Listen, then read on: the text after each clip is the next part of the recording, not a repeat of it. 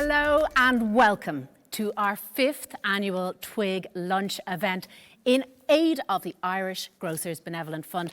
I'm Sonia Lennon, I'm your host, and I am absolutely delighted and honoured to say that this is my 3rd time being your host, so I kind of slightly feel like I'm part of the furniture now, but never complacent.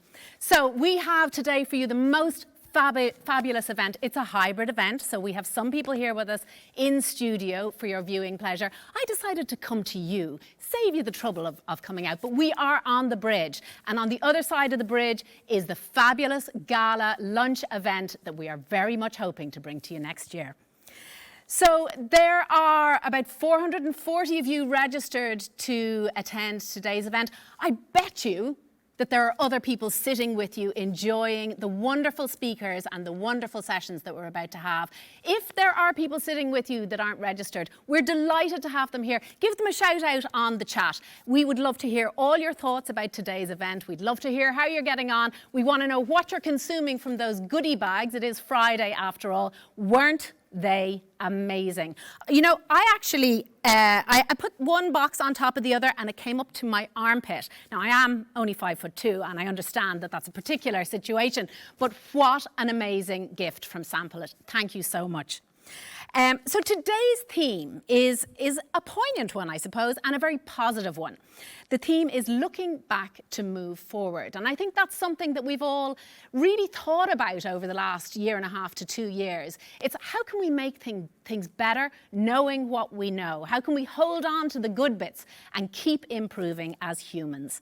And we have some amazing speakers who are going to give their own experience and their own knowledge on that. We really want you to share your thoughts, to share how you're feeling, to share you and your goodie bags and your friends. So get tweeting, get Instagramming. The hashtag is TWIG 2021. So be sure to post all your fabulous posts. And there will, of course, be a prize for the best post. That's one of our fabulous prizes. And when it comes to our panel session, we have amazing panelists. So get your questions in on the Q&A function. So share your joy on the chat function and share your questions on the Q&A function. So we have, of course, a very specific goal sitting underneath all of today's events, and that is to raise funds for the Irish Grocers Benevolent Fund. Now, we had a look at last year's figures, and I think what we're going to do is we're going to check where we are compared to our target. So we set a lofty target for today's raffle ticket. Can we have a little look and see where we are? Have we got a bit of action? We're hoping to get to 13,000 today. Now, at last count, I think it was hovering around the 7,000 mark. So we've a lot of work to do. Whoever you are with, whoever you're enjoying today's event with, be sure to dig deep, put your hands in your pockets for some extraordinary prizes. Now, the tickets are available to book if you haven't already been there on the IGBF website. And to get there really easily, if you just search Eventbrite TWIG 21, that'll bring you straight to the donate page. And remember, of course, the more tickets you buy, the more chance you're in with winning. Oh, there's our target right now. So we're actually at 7750 now. So I think we're doing pretty good. We've just breached the halfway mark. So we need you to support because of the amazing work, and you're going to hear a little bit more about that the Irish Grocers Benevolent Fund does. So the tickets are €50 each, and there will be 6 prize winners in total. By the way, one of our esteemed panelists, Chupi, is offering a diamond ring as first prize. So you could be sparkling your way into the weekend. The tickets do stop selling. It says officially at 2 o'clock, but really you want to be getting on there about 1:55 in order to get your tickets bought and be in for the draw at 2 o'clock sharp. There's about €5,000 worth of prizes there to win, so absolutely fantastic and all for a very good cause.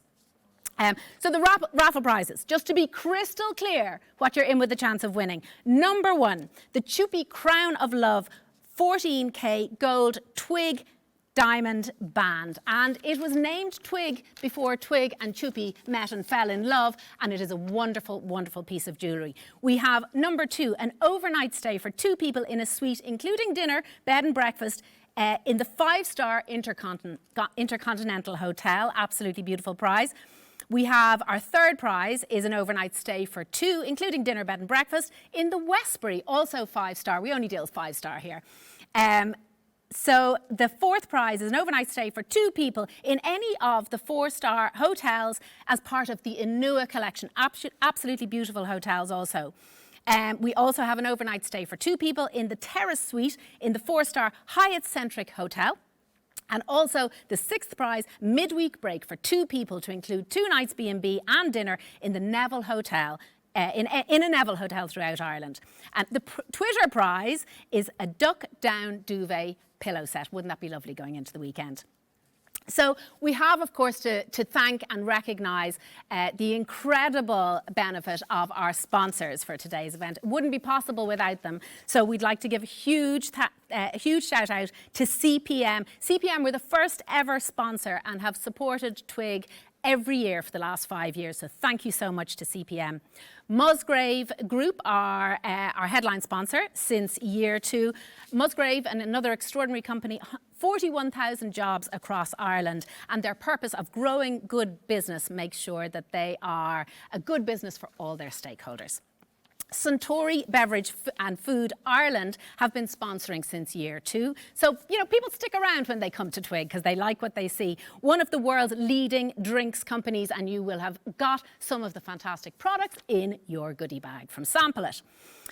Finally, Diageo, one of Ireland's most extraordinary and iconic brands. 1.2 billion pints brewed from our very own James's Gate, and £275 million brought into the Irish economy through goods and services with Diageo. So absolutely fantastic. This is a Bible full of everything that you're about to see on today's event. Wonderful, wonderful speakers. We promise you fun. And now, to kick off proceedings, please welcome to the stage the chairperson of TWIG, Sharon Urell-Lawler. Thank you, Sonia. As Sonia said, my name is Sharon Urell-Lawler and I'm the chairperson for today's Women in Grocery. On behalf of the TWIG committee and the wider IGBF charity, I'd like to welcome everyone who is watching online today to this, our 5th TWIG event. Our purpose for setting up TWIG back in 2016 was twofold. We wanted to create an occasion that would bring women from the grocery industry in Ireland together to raise funds for the IGBF charity. But really importantly, we wanted that occasion to be one that celebrates the successes of women within business, and an occasion that gives people the opportunity to learn from the experiences that they've faced along the way. Our theme today, Looking Back to Move Forward, will ask a panel of exceptionally talented businesswomen to do exactly that, to look back on their own careers, their highs and their lows, in order to give us, the audience, and there's, as Sonia said, there's 450 people listening in today, the benefit of their combined experience. Now, each year, the most important thing we have to do is to put together a panel of speakers who are willing to share their stories, their career stories with you. Stories that you can take inspiration from, stories that you can learn from, and stories that actually give people the courage to take steps in their own careers. This year, as you can see, we have an exceptionally talented group of speakers. So I'd like to thank our panel, Gráinne, Roisin, Sinead, Chupi and Sharon, for giving generously of their time. And as always, I'd like to thank Sonia because she brings her own energy and her own passion for supporting women in business. She brings it to today's Women in Grocery event, and she really adds to the atmosphere on the day. To create an event like this, you need strong business support. And without sponsorship, I know I say it every year, but without sponsorship, we would not be here. The event simply wouldn't possibly take place. So I'd really like to thank each of our sponsors, CPM, Musgrave, Suntory Beverage and Food Ireland and Diageo, for what I have to say was unwavering sponsorship support. When we had to pivot from being a physical event to being a virtual one, there was no issue. They were absolutely 100% wholeheartedly on board with us. And we're delighted that we're partnering with businesses who are as passionate and as invested in supporting diversity and inclusion as we are. I'd also like to collectively thank the absolute mountain of businesses that have quietly supported us on different elements of putting the event together. Hotel Solutions for the event management, TAP for giving us a really fresh look and feel for 2021, to all those who supported the amazing goodie box, and actually to sample it for actually pulling together the goodie box itself. And I'd love to thank the people who've actually sponsored the raffle prizes. There's too many to mention. I'd literally be here all day, but I want to thank you. I think one of the biggest thanks from me personally has to go to the TWIG committee. A huge thank you to Paula, to Michelle, to Sharon, to Anne, Lorraine and Frances, to Bridget, to Jenny, to Alison and Mary. We last met together as a physical group on the 3rd of March 2020. And when things changed, when the world changed, we went into a different mode where we'd meet every 2 or 3 weeks on a Thursday evening through Zoom or through Teams calls. And so much work goes into the behind the scenes of this event. We really want to bring the extra little touches. I don't know the last time, and Sonia mentioned it earlier on, the last time I've seen a goodie box for an event as fully filled or a raffle with so many amazing prizes. This team does this work totally on their own time and they do it with such professionalism, so thank you. And they're all in the background there, so thank you. Ultimately, today is about raising much needed funds for the IGBF charity. If I ask one thing of you, buy a raffle ticket. Every cent from that raffle goes to the amazing charity that is the IGBF. So without further ado, I'd like to introduce Sharon Buckley, the Irish Grocers Benevolent Fund President of Appeals 2021, who's going to talk to you more about the IGBF charity. Thank you. Thank you, Sharon. From one Sharon to another, there are a lot of Sharons here today. I would like to welcome you to today's Women in Grocery event for 2021. It's a real pity, obviously, that we can't be together in person. Who doesn't love sitting at the Intercontinental Hotel in Ballsbridge on a Friday, sipping champagne at lunchtime? But it won't be too long before we're together again in 2022, and I'm sure we will have one hell of a party when we see each other again. Sorry, that's... Right, I would like to, however, compliment the TWIG committee for putting together a fantastic virtual event today. And as Sharon said, I hope you're already tucking into your fabulous goodie boxes as we speak. In the very short time that we've been running this TWIG event, it's just the 5th event at this point, I think it's become a really important event on the IGBF calendar. It's obviously glamorous and fun, and we all love that, but it provides a fantastic forum for women from our industry to get together to share experiences and stories.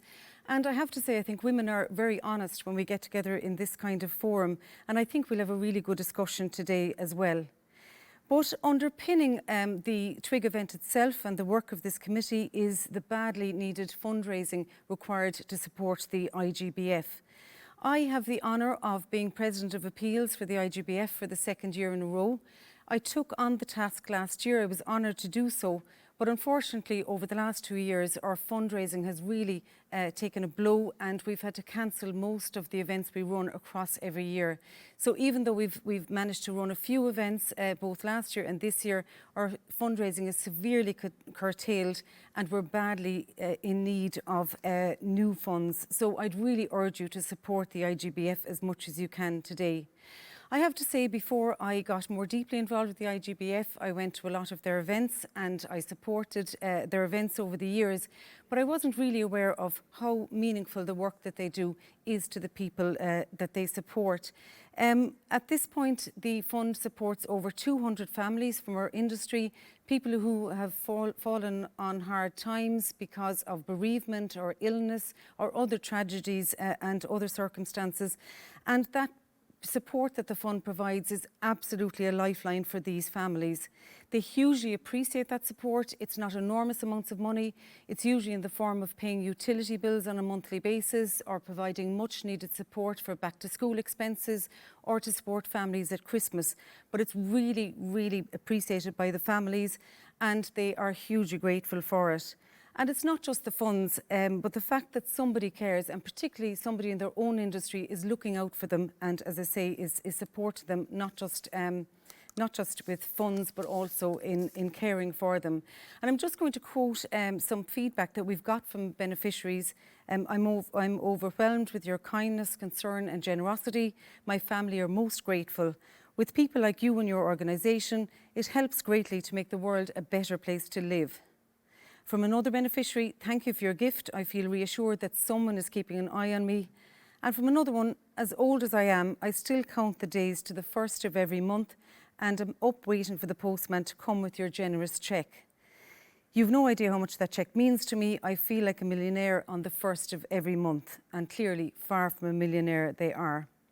So the fund is badly in need of support if it's to continue to offer this lifeline to the people, to the colleagues from our industry who so badly need the support. So I would urge you to dig deep and support the raffle, and of course the prizes are fantastic. So all that I would like to do now is to thank those who have made today's event possible, our sponsors, Musgrave, Diageo, CPM and Suntory, to all of the participants and speakers, and I think we'll have a fantastic discussion, to the TWIG committee who've done Trojan work to make this event happen, and to Hotel Solutions who've organised the event, and to our fantastic host, Sonia Lennon. So thanks again for your participation. I hope you have a lot of fun, and I'll hand you back now to Sonia. Thank you so much, Sharon. Now, will we take a little look because, we are at 10,100, so we are coursing ever closer to that wonderful target.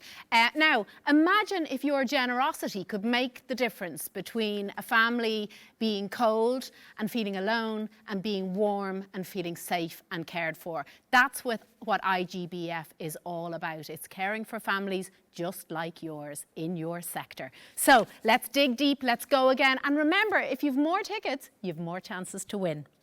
So now our keynote speaker today is one illustrious woman. Imagine being in charge of one of the world's most iconic brands with over $1 billion in sales. Please welcome, for your keynote speech today, Global Brand Director of Diageo, Guinness, Gráinne Wafer. Well, thanks so much. Absolutely delighted to be with you all today, and hopefully also really looking forward to the panel discussion and learning from the other panelists as well. My Wi-Fi, I hope, holds up, and if it does go down, we'll muddle through it as we women do, making it look professional, and even if we're panicking under the surface. So what an amazing topic, actually. And as I was reflecting on today, I really thought it'd be helpful to share a little bit of work experience, but actually a bit of personal experience as well. And hopefully that will help everyone listening in. So first of all, I'm obviously Global Brand Director for Guinness, but actually more importantly, I am mom to Eva and Max. I'm just seeing if my slides will move. If you can, yeah, there's my happy family there. Max has just done his leaving, so he's heading off to UCD next week, and Eva's studying event management, so she would love to be running something like this. But they're both obviously living at home with myself and husband Mark. And obviously we're all adjusting to being a house of adults, where I think the lines are redrawn, and especially through COVID, where, you know, 4 of us were at home, we were all online. And, you know, I think I was so grateful for their company. As you can see there, we had lots of at-home mixology classes. They're my espresso martinis. And I think it brought us so much closer together, and also so appreciative of each other's reality. I mean, not least of which, for the first time in my life, I think I fully understand what my husband does. He works in finance, so I never really got it before, but I do now. But also a little bit more about me is actually, this is my father's pub. I grew up in Dublin, and this pub was at the gates of the Guinness brewery. So I actually grew up with that, you know, gorgeous smell of roasted barley in the air. And, you know, you could say then that as a result, Guinness practically raised me. It paid for my education. And there was certainly like no prouder day in my house 25 years ago when I came home to tell my parents that I'd got, you know, the big job in Guinness's. And I mean, Guinness is such a special brand. It's, you know, part of a very special company in Diageo. It's an iconic brand. It's sold in over 150 countries. It's 262 years old. So it has this incredible rich history and legacy, but also is incredibly fresh and modern and obviously relevant today. And, you know, with running a brand like that, you know, it does come with a huge sense of responsibility, and you feel that, that responsibility to nourish and protect this amazing Irish icon. I think I feel it even more potently because of both my history with my dad, but also obviously being an Irish woman as well. And to the theme of today's conference, I think that past can sometimes weigh heavily on your shoulders, but you can also use it to really guide you and propel you forward. And when faced with difficult work decisions, we ask ourselves as a team, what would Arthur do? And that always helps guide our decisions to be, bolder, to be braver, and to think about, our enduring legacy as a team, rather than whatever short-term blip or challenge we're facing into. And of course, that question isn't literally about what Arthur would do, but it's more about, what are the core set of values and principles that you hold dear when you're facing challenges or where you're making difficult decisions, like what ultimately really matters, and what is the lasting legacy you're creating for your business or for yourself, or indeed for your family. So on Guinness, we regularly look back to look forward, and we're very lucky to have this amazing archive and an incredible archivist. If you could go to the next slide, please. I think my clicker's not working. An incredible archivist, Evelyn Colgan, and she really makes sure that the past is living and breathing today, and that it's inspiring us and shaping how we evolve the brand as well. Now, of course, March 17th last year was the date when most of the world closed. And obviously for Guinness, it's also a peak sales period around the world, with the added complexity of most of those sales going through, the on-trade channel, which had closed down.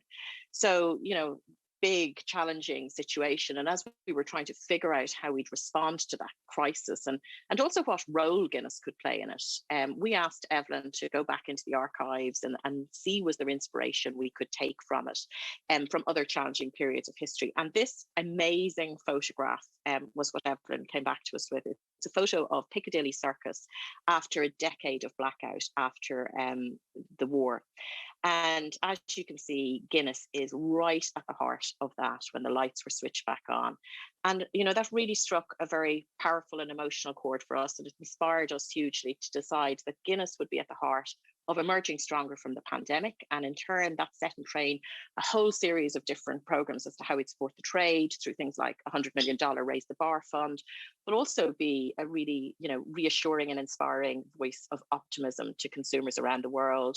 So we did things like we brought, the beauty of other voices at Christmas to the diaspora who couldn't get home. Our brewery in the States switched from brewing to actually baking bread for the local food banks. For St. Patrick's Day, this year we did a global pub greening in partnership with Tourism Ireland. And, as a result, Guinness became the most talked about beer brand in the world over the past year. And, obviously performance also spoke for itself with phenomenal share gains, particularly here in Ireland in the off-trade. So the reason I share that is because actually, to the theme of the conference, I think, a strong sense of purpose shaped by the past, that can really drive bold, ambitious and transformative actions in a business, but can it do the same for us as leaders? If you could go to the next slide, please. In Diageo, we're a purpose-led business, and we really believe that purpose is what differentiates us as a company, but also differentiates us as leaders. And, having that strong sense of personal purpose, it helps us lead and create meaning, it helps us build trust, and of course, inspire teams as well. And particularly through difficult times like we've all faced over the last year and a half, having that strong sense of purpose provides the ability to connect and inspire emotionally with our teams. But I think even more importantly, when you're in that difficult situation as a leader, and we've all had very difficult times, particularly of late, it's a touchstone when times are really tough. And if you're faltering, or if I'm questioning myself, or if I'm losing my way, I always go back to that. And all of our leaders in Diageo, they define their own personal purpose, and some people find it really easy to kind of get to what they're about, and for others it's a much longer journey of discovery. And importantly, it obviously has to be true to you in your personal life and your family life as much as it is in the office. So how do we go about doing that? Well, a bit like Guinness, we look back to move forward, and we're really thinking about Like, what are the experiences that have shaped us? What were our highs and our lows? What have we learned from those? What patterns emerge? And what can we learn about what that says about us? And again, really understanding your values, often very much shaped by your upbringing, but also your experiences you've had in your career and your life along the way. So for me, here's a family pic. I'm the baby in arms there. I grew up in a very busy house. It was creative. My mom was an art teacher and obviously also had that work ethic that, dad brought from the pressures of running a small business. And my parents didn't have the easiest start in life. They had both lost their fathers as children. So their mothers were really strong women who had to work and raise those families, back in the sort of 40s.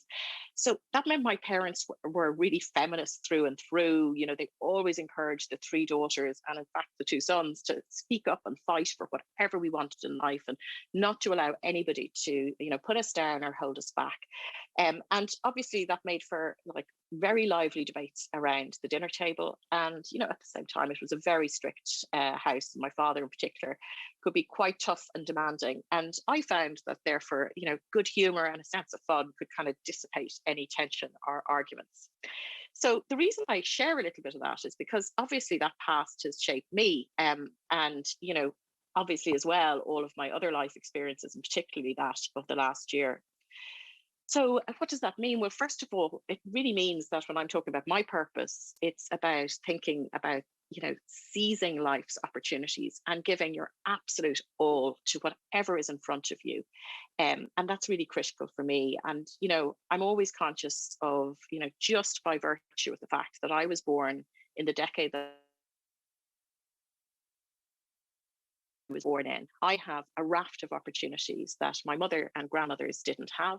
And in fact, many women around the world today don't have either. So to waste any of those opportunities for me is a real disservice to those generations of women and those women here today. And that's partly what drives the work that I do on behalf of Diageo on inclusion and diversity. If you can go to the next slide, I'm also driven by the belief that, you kind of only get one shot at life, right? So for me, those two things come together to make sure that everything I do is really about maximizing the impact of whatever's right in front of me, whether that's, in work or my family, to make every moment count, because, the reality is they're all too fleeting.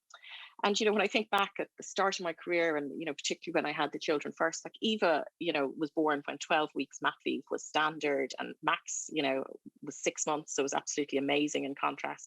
But it was a really difficult time juggling that return to work when I was still breastfeeding.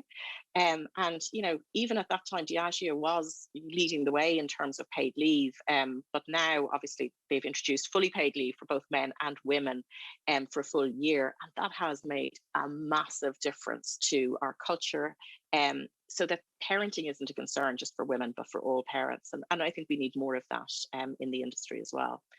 So that means that, obviously as part of having to trade off those choices and make choices along the way, I really, it goes to my purpose as well, but I really try to be fully present in work when I'm in work, or else, at home when I'm at home. And that means that along the way sometimes I've made choices which were difficult to put work first, and that meant I might have missed a sports day or a parent meeting or something else, and all of the associated angst that goes with that. And at the same time, there have been many workups that I have said no to because at that time my family life took precedence.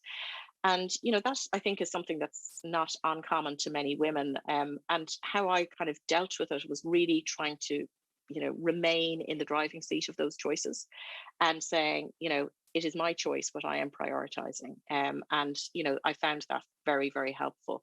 Of course, like lots of times I questioned, have I made the right choice? But at the same time, I try to, be kind to myself and recognize that in the overall scheme of, parenting, careers, and life, it's rare that like one or two single actions is going to change things dramatically, right? So that belief has also guided really how I, dealt with COVID, to deal with like, right, what is right in front of me, what can I deal with, and then do that with determination and tenacity. But also, I get a sense of calm from the idea that these times will pass. So if you go to the next slide, this leads me to how I've defined my purpose. This defines how I lead, how I parent, how I manage my energy and my focus. You know, I am really motivated by leaving that legacy of possibility and growth in anything I do, in the people I interact with, you know, in my children, to really encourage them to feel that they can reach and, you know, reach their full potential and flourish in life. And I think that comes from both that sense of, you know, deep responsibility to do the absolute best I can, you know, that's sort of the work ethic from my publican dad, but also, you know, huge sense of optimism, of creativity. And, you know, anyone who knows me will know that I am also really driven by a lot of fun. And that has got me through the last 18 months, you know, but I am taking every opportunity to have fun, to be spontaneous, and, you know, to enjoy the things that we can now do as the world reopens, all that spontaneity, all the travel and all of the freedoms. So when I reflect, particularly on the last year and a half, you know, what have I kind of taken from it? I think the first of which is to really, you know, respect the past. It gives you a really rich source of inspiration. It gives you, you know, great self-knowledge. It gives you deep understanding. And I think that's relevant for us as people, as leaders, and in business as well. The second thing is to stay present. And I think particularly through the pandemic, planning just was impossible. I mean, how many plans did we have cancelled over and over again? So dealing only with what was right in front of us, like, you know, that enabled us to kind of stay calm, to know that this will pass, but also, you know, to be agile and, you know, seize whatever was there that we could take. And then finally, the third thing is to really know what you're about, to know your purpose, know what ultimately you or your business stands for. You know, that will be built and informed by your past experiences. And the reason why I think that's so important is because if you have that, that helps you navigate really difficult times. It creates a touchstone for yourself. It'll create meaning for yourself. And, you know, when times are really difficult, and that also creates, you know, a sense of self-belief and also a sense of direction for you. So just to close, I'll leave you with a quote from one of my favorite authors, Maya Angelou. And I think this really sums up some of the thoughts that I've had as I prepared for the conference. That idea of, you know, respecting the past, because you need to know where you've come from so that you know where you're going. But at the same time, don't be held back by it. Don't be held back by things that have happened to you.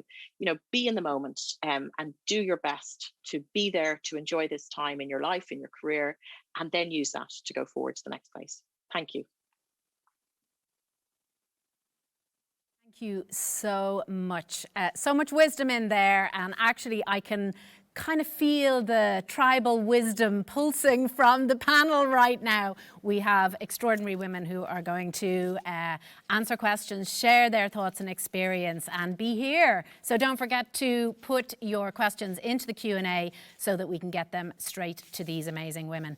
Now, hashtag TWIG21. I think I may have been overly formal with my TWIG 2021. It's hashtag TWIG21. Get on, get posting, be in with a chance to win a beautiful prize. We want to know you're having a good time. Tell us in the chat that it's all going on. We want to know that you're enjoying those wonderful goodie bags. And while you're at the goodie bag, there is also another prize hiding in there. So CPM have actually got a token in the goodie bag. And if you scan the QR code, you could be in with a chance of winning €10,000 prize, which is for digital sales advertising on their virtual sales platform, which they launched during COVID, called Shopped. It is a true innovation. So get in there, have a little look, see if you've won some of that wonderful free advertising on their platform. Now, we have a pretty extraordinary panel, as I said. Obviously, Grania is going to stay with us, and we're absolutely delighted about that. But I'd like to take a few moments to give a roll call to the other women who are joining us today.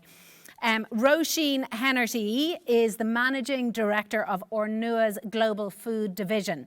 In 2019, across international wires, Roisin and her team made history by growing Kerrygold's retail sales to €1 billion annually. And she was rewarded in 2020 by being chosen as Irish Times Business Person of the Year. You're very welcome. We're also joined by Sinead Ryan, who is the Managing Director of Vodafone. Sinead, thank you for joining us today. I like to think that we're in the VIP room because we actually are physically in the space. And this is going to be available to you next year. We are very glad to be standing on the bridge between hybrid, digital, and back into the physical space where we are, I promise you, going to raise a glass next year, and it is going to be amazing. Sinead is a fantastic advocate for women's equality, diversity and inclusion, and has been leading the Vodafone Women's Network since 2019. Chupi is dialing in remotely. How are you? Chupi is, I'm delighted to say, a friend of mine as well, so I'm absolutely delighted that you're joining the panel today from, I suppose, a very small start, but a very big drive and a very big ambition to now be selling Chupi products into 65 countries and a truly international brand, and as recognised by EY Entrepreneur of the Year, who have her as a finalist in this year's competition. So congratulations, Chupi. Sharon Buckley, you will have heard from earlier with her IGBF hat on. Sharon is the Commercial Director of Musgrave Group. And Sharon, thank you so much for being here to share your wisdom. You have been such a long-term supporter of the IGBF, and as you mentioned earlier, currently President of Appeals. Just before we kick off, I think this is really, really important. I think we should take a look at where we are with the totals. So, we are currently at 11,800.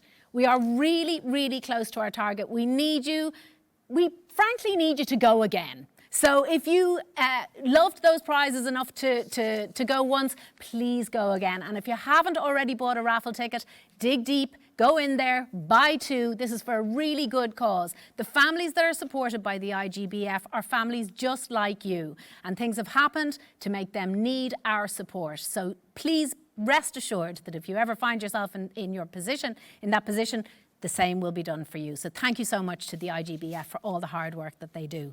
Now, that's quite enough of me prattling on.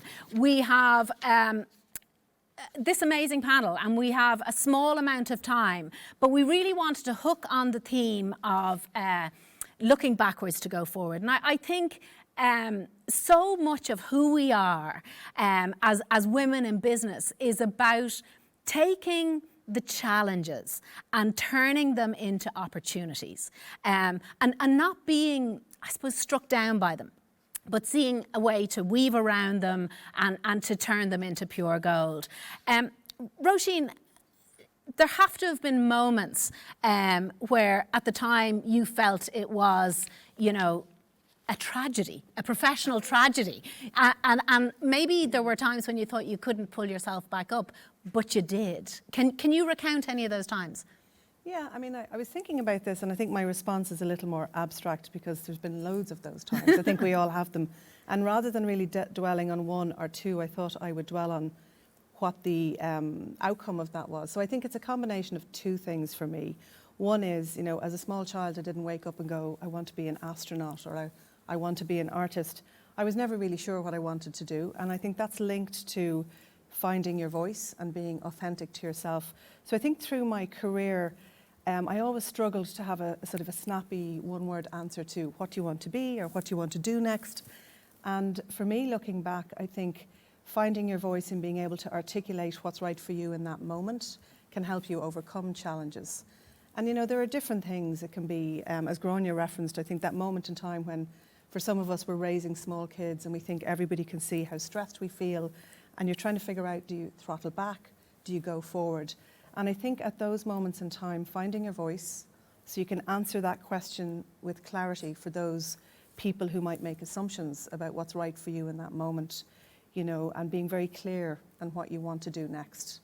And even if it means saying, I want to slow down for a while before I throttle back up, having that clarity, I think, is really authentically important. And I think being able to say that for me was a challenge early on, something I had to develop. And so is that grounded in a sort of a personal philosophy or approach to everything that you do?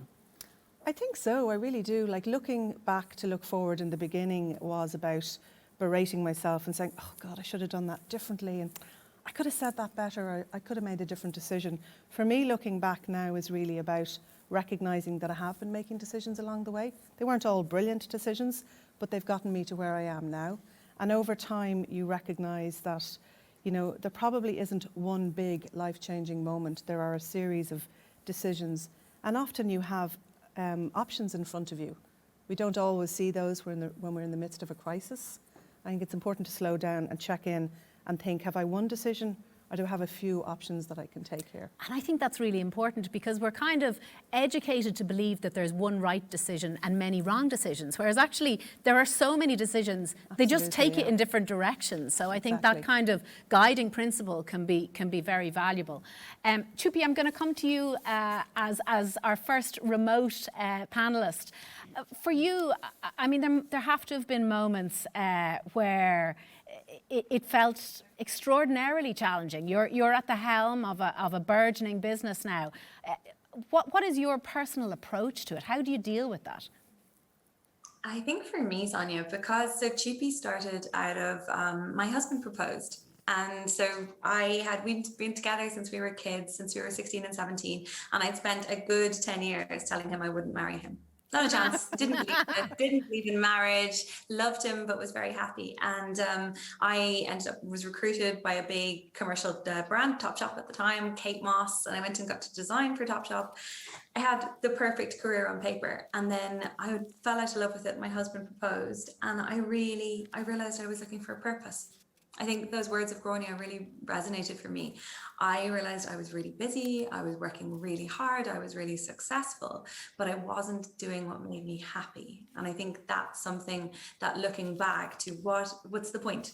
You know, ultimately that legacy, Sonia and I have actually spent a lot of time talking about, there's a wonderful book that is, what would someone write?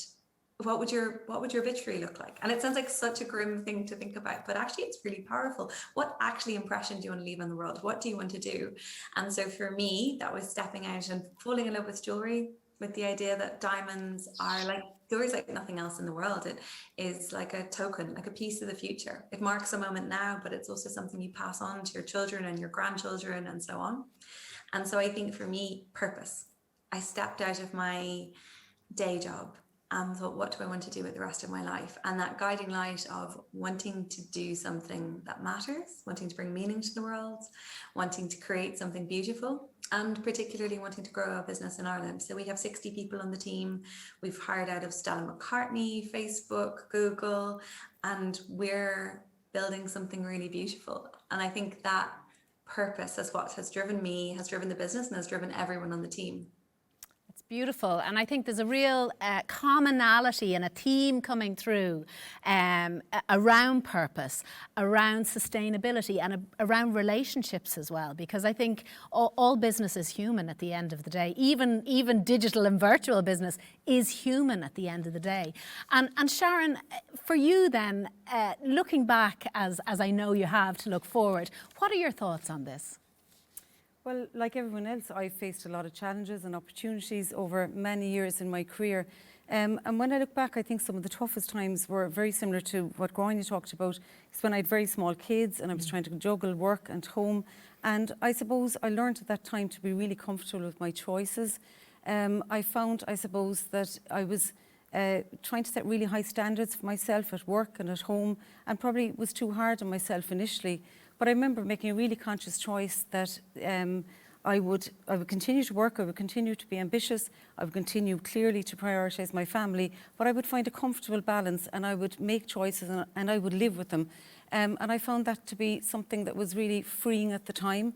And when I look back now, I kind of recognise as I go through challenges and I suppose overcome them, that I'm really learning, and it's all building resilience and confidence for the future. So I suppose when I look back to look forward, what I really see is all of the things that I've done along the way in terms of my personal life and in work have really built a sense of confidence and resilience. And I think Gráinne mentioned and really resonated with me, as you faced into COVID and we all had, completely unprecedented decisions to make and, work, life, everything.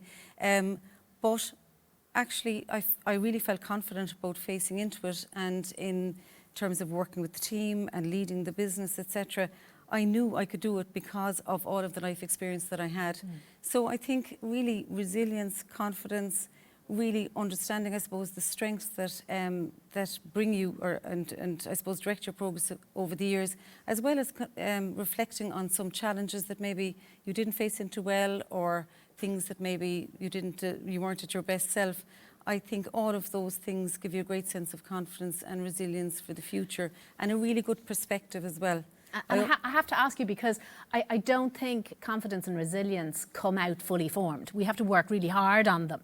And I'm wondering, when you were in what I lovingly call the pit of despair, when things are really, really going bad, did you have to remind yourself, like actually remind yourself, I said I would stand over my choices, I said I would own my decisions? Is that something that you kind of found almost fortifying? Yes, and I did make really conscious choices and really conscious decisions that I would live with my choices. I remember, and again, Groin, you referred to it, you know, I had very short maternity leave, my first children, and I remember feeling guilty. I should be at home more, I should be doing more at work or whatever. And I remember making a really conscious choice that I would live with this, and I wouldn't sweat the small stuff. I prioritised work and children. I didn't care if the house wasn't in, you know, show house condition. And I remember being really knew conscious. I liked you. And I threw money at things and, you know, just struggled through, I suppose. But I was very clear what my priorities were. And then I think in terms of living with those choices, as I say, and being conscious to move on without guilt. I think, you know, I was really conscious of doing that, and that has stood by me, I think, all my life. Oh, yeah. I mean, guilt is such a redundant emotion, isn't it? And I think in many ways this comes down to how we manage our emotions as humans, you know, and that is where the choice lies. We can't always choose what experiences we have or what happens to us or the external impacts, but we always have a choice in how we react to it. And Grania, you know, you've spoken very honestly about your own situations, and choice is, I mean, it's my mantra always, and it came out very strongly in your keynote there.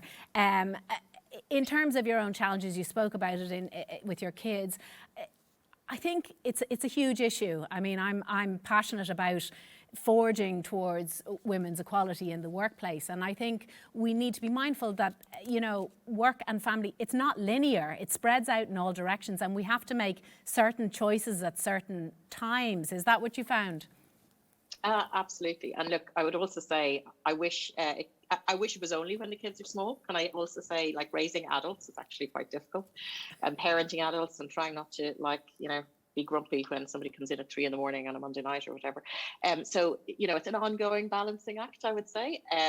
But look, I think the theme, and Sharon spoke about it as well, is like, you're in the driving seat of your life, right? And you have to choose where you want to steer it, okay? And I think of actually the most frustrating times in my career are things like where I felt that I'm not, you know, where maybe I didn't get a job that I went for or something like that. And, you know, it was usually things like that that would really kind of get to me. And that's because maybe I felt I wasn't in control of it. But what I always found helpful was two things. One is, like, have a really great network of trusted people around you, right? And different types of people. There's this brilliant book that I love. I recommend it. Give it a shout out here. It's called The Personal Boardroom. I think it's a brilliant idea. And basically what it asks you to do is to kind of cast people in different roles to manage your life, right? So whether that's like your rock, that might be a partner, it might be there's a challenger. So somebody who's like always, you know, that friend who always kind of puts it up to you and says, really, you know, like people like that are so important in your life. You also need a nerve giver, somebody who will like be your cheerleader and say, you've got this, go for it.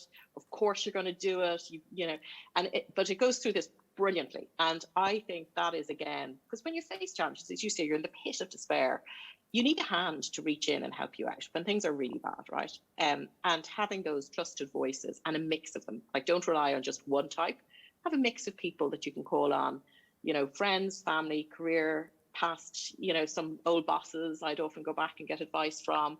And, you know, and I think that's very helpful for you to kind of grab back onto the steering wheel of your life and say, okay, I've got this now. And it hasn't, I've gone over this, I'm going to keep going with this metaphor. I've gone over this bump in the road, but actually I'm back on track, and I'm going to just, you know, take control. And, you know, that didn't work out for me, but the next thing will come up, and I'm driving towards that, you know, and even taking the time to understand, like, well, why didn't it work out? Like, what was it? Was it something that the role wasn't the right fit, or that, you know, I didn't have the experience? And, you know, take the time to sort of dust off once the hurt has kind of gone a little bit, dust yourself off and ask those tough questions and really try to learn from it, you know. But anyway, that's my sense of it. Well, Gráinne, you just parallel parked that metaphor beautifully. Thank you very much. So Sinead, that reflection piece, I think it's really pertinent for us now, you know, because it's almost like during the last 2 years, we've remembered how to reflect. We've been given that kind of gift of understanding it again. And in terms of dealing with challenges and picking yourself up again, that's an important piece. Absolutely. So I've definitely found over the last couple of years that I've spent much more time in reflection. Now, in fairness, that was partially driven, I think, by COVID, and partially driven for me by the fact that I had changed career effectively. I had moved out of a finance career into leading effectively a sales business. But reflection, I think in the past, I looked at it as a luxury. I don't have time to do that. I had a to-do list, and I had a short-term to-do list for work, for home, for the kids, and then a longer-term one. And you know that feeling when you scratch it off and you go, oh, that's great, I'm making great progress here, and I'm on to the next thing. But actually, over the last couple of years, I guess, over the last 18 months, I've spent much more time reflecting on my life, what I'm doing in my role. I've actually started writing it down. So it's like, you know, the story of Sinead, my own autobiography. But actually, it really gives you, as you were saying, Sharon, that sense of confidence. When you look back at what you've achieved, when you look back at what you might do differently, the learnings from that, I mean, it's fantastic. And I think it just leaves you with that sense of calm and confidence. You know what, I've got this. I didn't get it all right, but I've achieved a huge amount. And actually, I'm really clear now. I know where I'm going.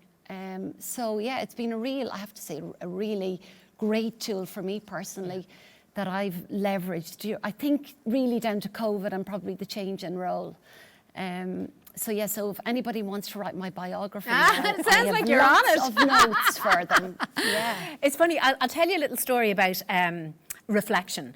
For me, I always found, you know, when I stopped for 2 weeks at Christmas, you'd be thinking of things that you didn't have room to think of before I kind of baked that into the way that I live my life. And I remember my twins were tiny. It was before. I think it was between creche and starting school, and they had an aftercare or something. Anyway, they were going to this woman's house after school, and there was something I wasn't terribly comfortable with. I mean, but not so uncomfortable that you'd stop. And it was a solution. It was a childcare solution, right? So it was working for the moment, you know. And then I stopped for Christmas, and I was reading a beautiful storybook to the two of them, and there was a judge in it, and they said, oh, what's that? And I said, oh, that's a judge. The judge wears the wig and gown. And they went, oh, like Judge Judy. And I went, oh my God, they've been sitting on the couch watching Judge Judy.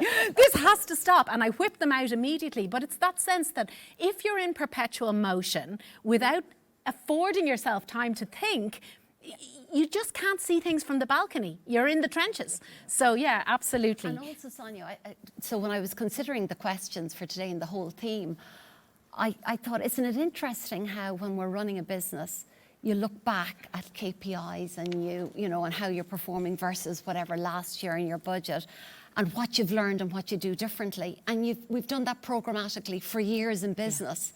But actually, as individuals, we haven't done the same. And, you know, as you actually mentioned earlier, business is about people. It's about us all performing at our best. So thought that was interesting. Very much so.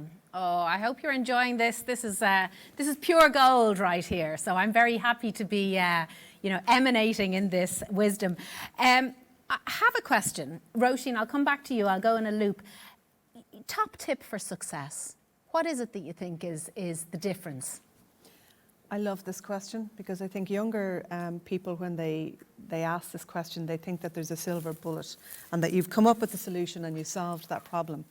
And I don't think that's true. And early in my career, there weren't that many relatable female role models directly in my line of sight, so networking was very important. But one woman that I met after I had moved away in one of my roles and moved to another country, she was very senior, and she said to me, life is long. And if you're lucky, and most of us could make some assumptions about having a long life, she said you'll have many chances to live your life and recreate your career. So when I think about that, and I think about what does success mean, I say to people, no matter how successful I might think I am, or you might think I am, I get a no just like everybody else. I often come up against things where it's a no and I have to reset. And nowadays, I hope I'm fairly philosophical about that. It's not the end of days. We can reset and go back, dust myself off and just start again and make a new plan. Love it. So, love it. Chupi, what about you? What's your top tip for success? I think for me, it's have a vision, but also have a plan. I meet lots of brilliant people with incredible vision. And then likewise, I feel like you see quite a lot of people with amazing plans. But if you don't have the two together, if one gets derailed, if you've got a beautiful vision for where you see yourself in 5 years, and you see your business and your career, but there isn't a plan, there aren't steps towards that, it's impossible, because when it gets, you just are living in a dream. And whereas if you just have a plan, but no reason, as in I'm going to do this degree, I'm going to get my master's, I'm doing this professional development, I think it's much harder to do it without having that core of hope and the dream. So vision and a plan, you need both. And the plan isn't always right.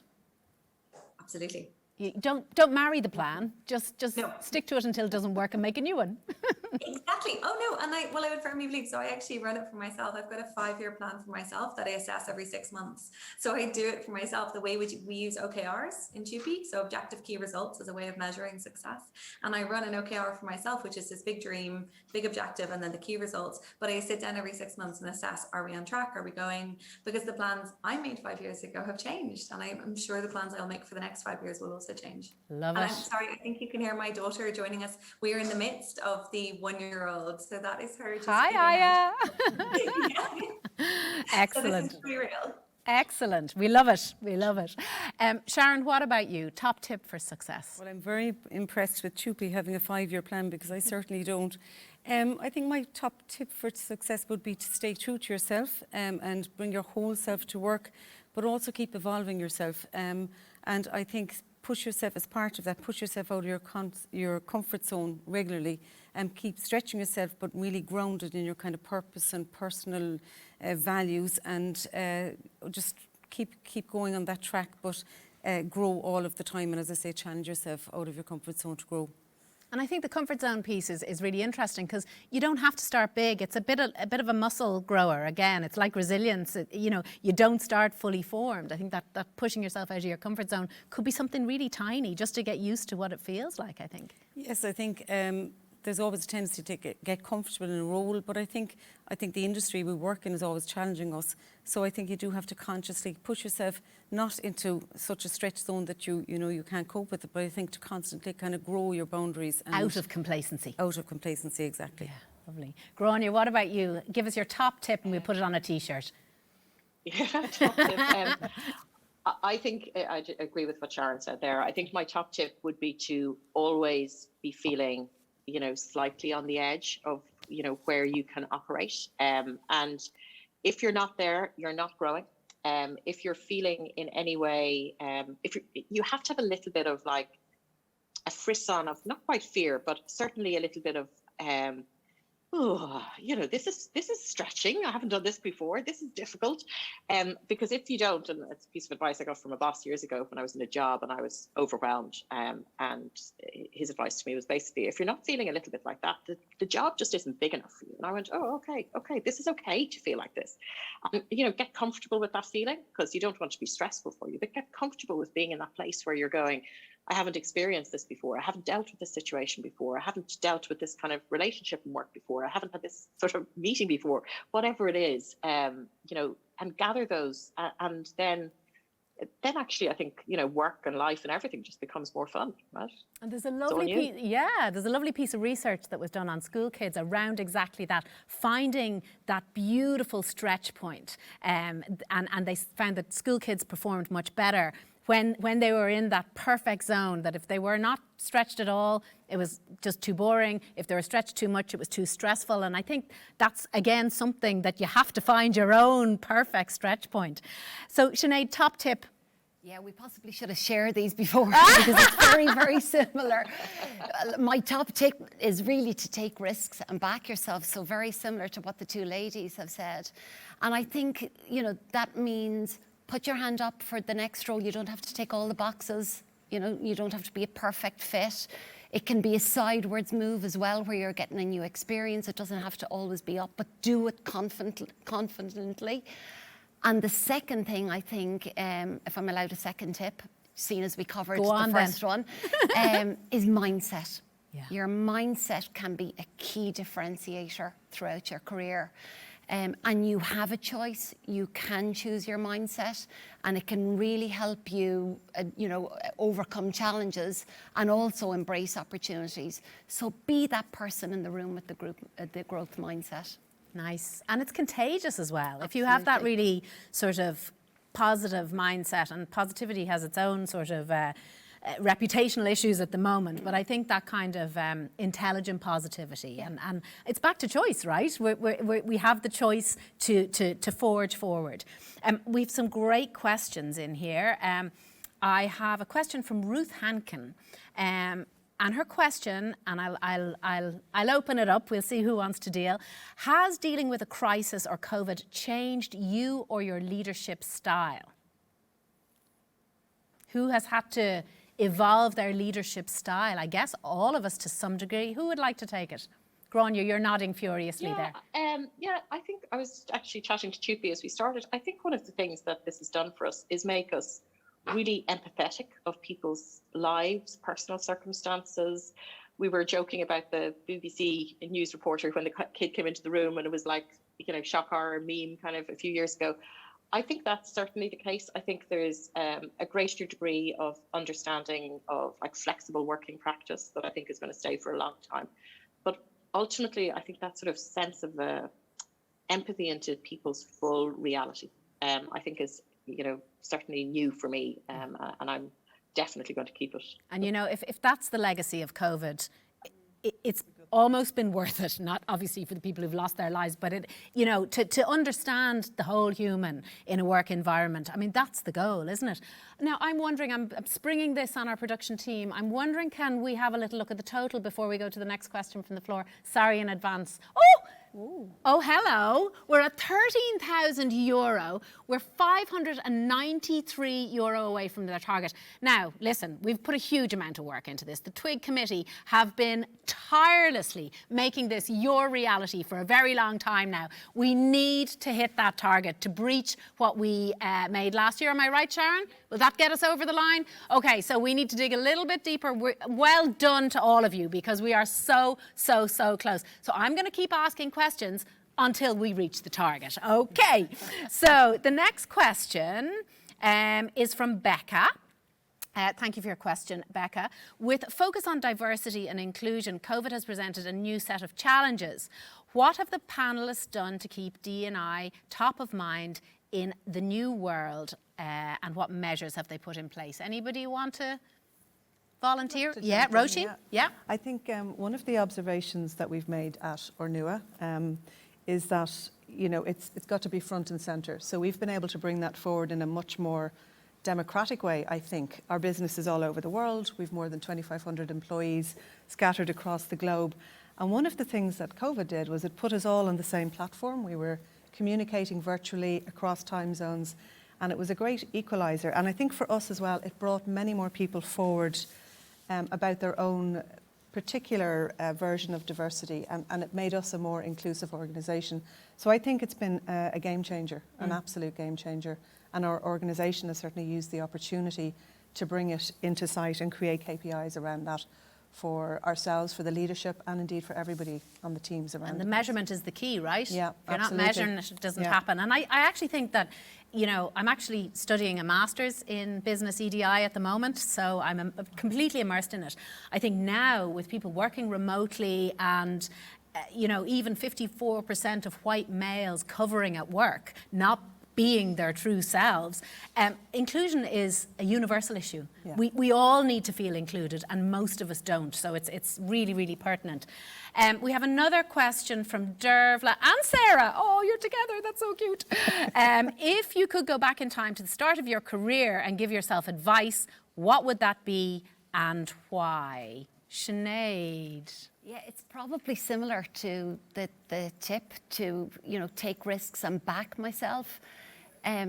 It's been interesting, and I don't know, I believe it's probably more of a female dynamic, that, you know, we don't have the same confidence levels to put our hand up for the role. So when I look back, and particularly when I wanted to move out of finance, so when I moved into Vodafone, one of the first conversations I had with the CEO and was to say, this is my last role in finance. I want a broader role. I want to move into the business, but I'm happy to take this role for a few years. And then I dropped the conversation for a few years because I felt I had to actually earn the right and build a reputation to, to show them that I could do a broader role. So it took me, I'd say, nearly 3 years, even though I still had that same ambition, to have the conversation, to say, you know what, I still want to move into the business. I want to do a broader role. And gee, I remember you saying that. Why didn't you say it before? And, you know, luckily when the role came up, I was there. So you don't assume that people know what you want to do. And particularly if you're looking for a broader role or a change. So just, you know, speak up, tell people what you want and back yourself. Yeah. And I think if you were to take that full circle, it's actually that most people are too self-consumed with their own situation to even think about what you want. So unless you articulate it, it's probably not going to happen, or unless you drive it forward. What have we got here? A question from Ali. What good changes have you made to your lifestyle in the last 18 months? Who would like to take that? Sharon? Yeah, I think just building on what everybody else has said, I think that kind of hybrid working, well, we're not at hybrid working yet, but I think working from home, I've certainly become more open myself, and I think all my relationships, both personally and at work, have become, I think, more human, more rounded, more holistic. That's really helpful. In terms of my own health, I've made a real point of exercising and taking care of myself. I play a lot of tennis. I make sure I get out for a walk. I take breaks. And I encourage my team to do the same. So I think that's something we've a great chance now to, it's kind of an inflection point to shape the way we want to work in the future. So I think taking time, self-care really, I suppose, overall, but eating healthily, taking the time to cook in the evenings, which I probably didn't do before because I was rushing around the place and commuting and travelling. So actually just getting back and enjoying my home, enjoying my time at home, just very basic, I suppose, simple things. Baths in the evening, early morning sometimes, as I say, exercise, good food, fresh air, enjoy my garden and home, and really back to basics and valuing the simple things in life. And do you think, and this is probably quite personal as a question, and I'll kind of open it up, do you think that there is, I mean, I'm asking because I know it is the case with me, that there is a sort of a time of life where you realise that protecting and minding yourself mentally, physically, that it comes to you through experience, and you realise that actually health is everything at the end of the day. Maybe it's because we get to the point where we see our parents getting older and we realise we've got to invest in ourselves. Do you think that's the case? Absolutely. And I think it often comes with reflection. But I think particularly for women, we're often busy trying to juggle everything. And Sharon, you mentioned travel and all of that. And I think for me, it was the first time in 20 years I didn't travel for work. And I think that idea of enjoying the simple things, recognising that not only were we, you know, I was scheduled in work, my husband, my kids were incredibly overscheduled, and suddenly not doing it was so fabulous. Liberating. It was luxurious. So I think the commitment to not do as much of that, you know, conscious scheduling and value the big gaps in time I mean, the luxury of not having anything to do. I know. It's lovely. I love it. I love it. I have a specific question for Grania from Zella King. Zella would like access to your personal boardroom. She wants to know who's in it. What a great question. Oh my God, I have so many great people. And literally friends, college friends, friends from early careers, I think are really powerful friendships, because they've usually, seen you as you're like fecking things up and not getting it right. And therefore they're really helpful in terms of giving you that lens on yourself. And then obviously I'm very lucky to have a great network in Diageo after 25 years. So I've both past and present, who I gather from that. And yeah, different people for different roles. As I say, I have some very provocative thinkers, both like sort of intellectually for work, but also for me in terms of like really going, okay, are you really pushing yourself hard enough here? So yeah, lots of different people, a wide variety. And Cecilia Hearn just launched her new book, Freckles, where it's all based on the premise that we are the result of the 5 people we spend the most time with. I'm going to ask another question from me to the floor.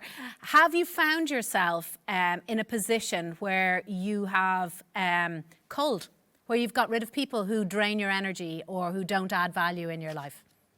Anybody want to take that? Yes, I have. I think that notion of people who drain your energy or people who boost you up is a really good one. And I personally found, I suppose, a lot of kind of not semi-friends, but kind of people you wouldn't spend a huge amount of time with, but you would waste a bit of time maybe sometimes, who actually are draining your energy, are not positive about you. And then there are others clearly who boost you and that you get a great value from your friendships, great fun with them. And I certainly find myself being more discerning around who I spend my time with. I think spending time in the very limited things we could do during COVID as well, which is kind of walking and, meeting outside for a coffee, again, very simple things. I think the focus on conversation and on, what your true friendship is about, I think was quite revealing. So I know I'm spending more time with people who make me feel better and probably less with people who, it's nice to have a connection, but actually they're not hugely valuable to me in my life. So yeah, it's part of, I think, that simple life and valuing how you spend your time. Because time is the one thing we all have in common. It's the great unifier. And I certainly know I have found myself in a position where, now, don't get me wrong, Grania, I'm with you. I love a party. I am in my element. But recently I've been doing smaller dinners with maybe 3 people, 4 people, where you can get a bit deeper and have a meaningful conversation.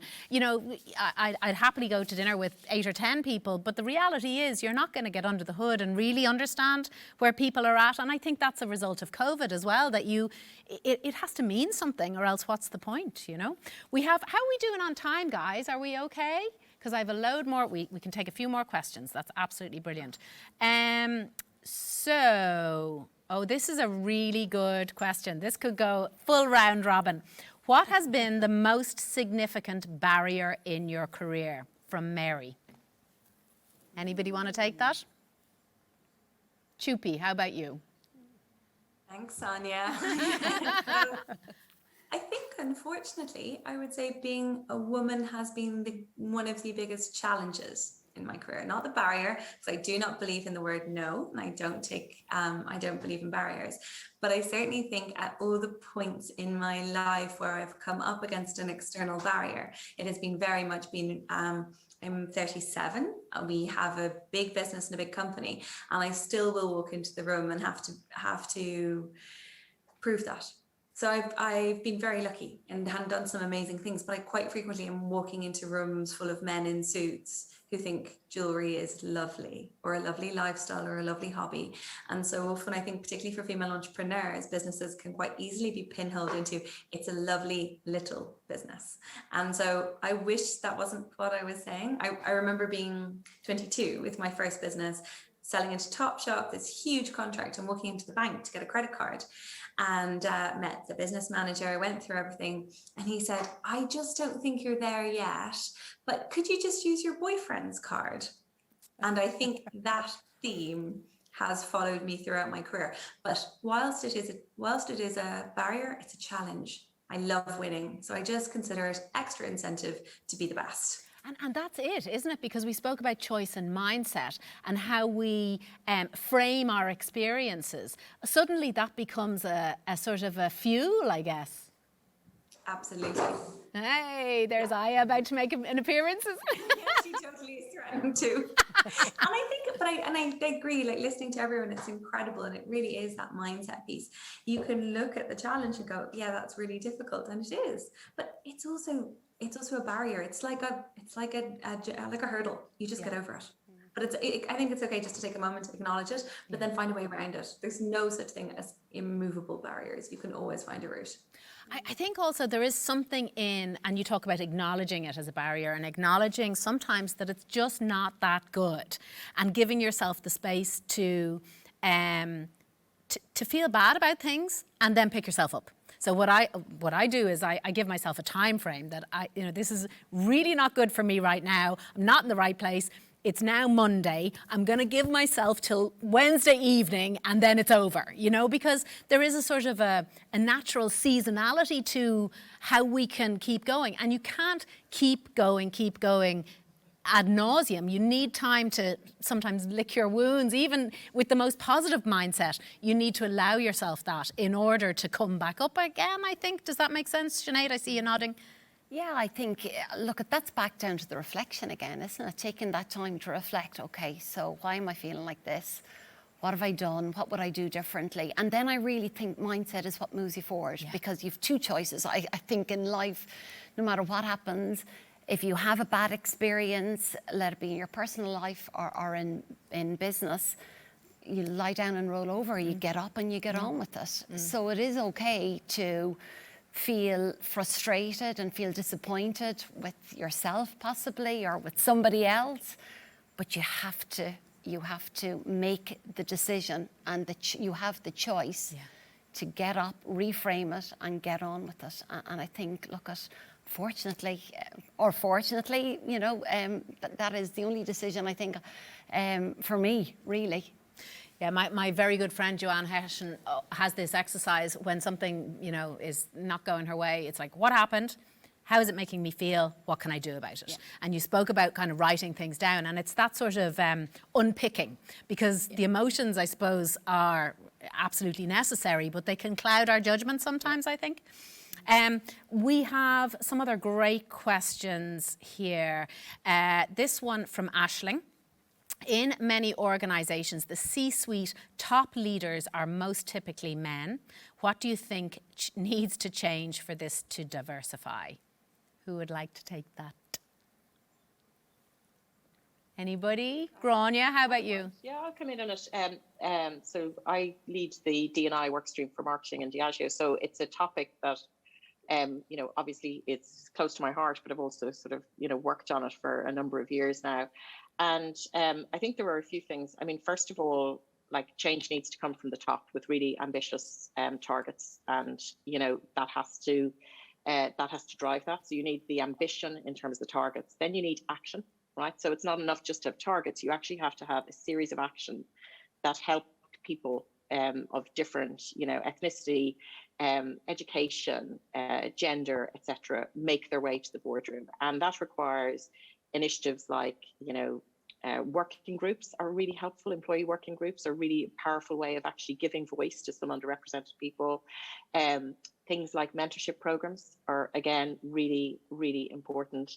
Diverse slate of candidates for, interviews for hires, whether that's internal, external. Again, if you don't have them in the room, they're not going to be interviewed. So, you have to have that combination of those big, ambitious targets, but then a whole series of actions. And it needs to be cultural within an organization. It can't be lip service. And I think you also need people who are passionate and willing to call out some of the behaviors or cultural, that sort of unconscious bias that exists within all of us and within all organizations. You need people who are brave enough to call that out and say, actually, sorry, it's not okay that you said, could I use my boyfriend's card, in that instance with Tupi, or, it's not okay to say that actually you won't be as able to give as much to your job now because you've got small kids at home. Like, you have to have voices who are also able to speak out and are celebrated for doing so. So a lot of change required to make those shifts. But I would say, look, it's changed so much. Like when I think of 25 years ago, the boardroom was entirely male in Diageo and entirely white. Now it's very diverse. And that changes the culture of an organization, right? Because it changes the dynamic of that room, and it means that difference is celebrated. So I think we're a very lucky generation that we are coming through these times where we can make that change. And I know that in Diageo, it's funny because this diversity question is very multilateral. I know that you have a fantastic initiative to audit your supply chain as a pipeline for diversity and equality as well. And I think it's really important to think about the full spread of our impact as business leaders and what the implications are for all of our stakeholders, our community, our society and our economy. There's so much in what we discussed, and I think really the themes that were coming through very, very strongly were about personal choice, ownership, accountability, personal leadership, resilience, and relationships. And I think that's the good human stuff, right? That's the stuff that's worth striving for, that's worth getting better at. It's been really a beautiful experience for me. I hope everybody at home has enjoyed hearing the great personal stories and the very generous sharing from our panel. Thank you so much. And here's to next year and next year's panel. Thank you all. Thank you. That is just incredible. We are now at the point where we are looking at our raffle again. Should we bring up our total? Can we bring up our total? Am I throwing everybody into a tailspin? Oh, hello, we did it. Ladies and gentlemen, we did it. We're at 13,700. Huge congratulations. You helped us, you made it happen, you have created huge value to the IGBF. Thank you so much for being so generous and for sticking with us and for staying with us on the bridge before we go physical again. We have amazing prizes to give away. I hope now that you're at least 3/4 way through your goodie bags and that you're knee deep in sweet wrappers and crisp packets and that you all have a smile on your face. Would you like to know who the winners are? Sonia, can we throw 1 or 2 more questions in before we Absolutely. Oh, I think we're just finalising the winners. We're sending ermine and crowns their way. So just before we do that, there is a thank you from somebody here, from Claire O'Grady. And Claire O'Grady has a fantastic question. The first thing she says, thanks to all the amazing panellists, here, absolutely. And the question that she asks is a really good one. Have you any advice on defining your purpose? It's a tough one because I think when you're starting from a blank slate, it's very hard to know. I'm going to kick the ball into touch here. For me, one of the great ways to understand what your purpose is to think about what makes you laugh and what makes you cry. What moves you? What drives you forward? What are the things that you lose sleep over and will give your time to? And I think Chupi was so eloquent in terms of let the purpose lead. The business will come. If you can authentically drive the purpose forward, you can create a reality for yourself that is worth living for, that's worth giving your time for. At Lennon Courtney, for us, our values and our purpose are around equality, confidence and empowerment. And we try and do that in everything that we do. So would anybody like to share how to take those first steps in terms of understanding your purpose? I think one thing I would say is don't overcomplicate the process. Yeah. And sometimes we get caught up in trying to do it right. But maybe just sit down and simply, as you said, write down things you like, things that you think you're good at, and it will sort of evolve as you go through that exercise. But you really have to stretch the muscle and get into it. And you have to be prepared to edit it a few times. It's not going to happen in one thought, one sentence. It's a living so just thing, work right? through it. Yeah, absolutely. How about you, Sharon? What are your thoughts? I think very similar. I think to really just put in the time and effort to reflect on what you really value, what motivates you, what what you get a kick out of doing, I think, in life and at work, and let it find itself. It'll form itself. But I think, again, it's not something to be over-prescriptive about to begin with. It's to kind of let it, as I say, find itself. And I think it's there in everybody. I think it's important to acknowledge that, you know, there are people in jobs that are there for the salary, that they're not necessarily deriving their purpose from their job. That purpose piece, it doesn't have to live in your salary. It can live outside of it, you know. And I think we're all passionate about the work that we do. That's a very privileged position in itself. Some people need to work to pay the bills, and they're not going to derive their purpose out of that. But I think as we get a little older and we move through life, that purpose still needs to be found somewhere, even if it's externally. You know, would you agree, Sinead? Yeah, absolutely. I'm laughing actually because we have a session on Mondays, the leadership team in Vodafone on purpose.